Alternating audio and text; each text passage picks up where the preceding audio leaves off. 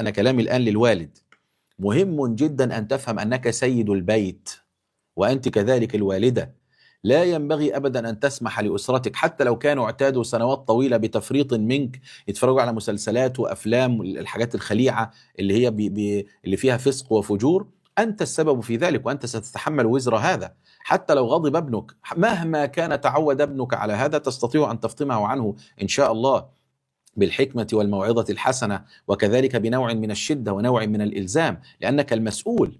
فلا بد أن تفهم هذا. حينما يدخل هذا الشهر الكريم وأنت تضيع أسرتك وتضيع نفسك بمتابعة هذه الأفلام، يعني الغريب أن الناس ممكن واحد موظف مثلا يكون في الأيام العادية بيتابع مسلسلا واحدا وإن كان هذا شر، ولكن في رمضان يتابع 10 مسلسلات.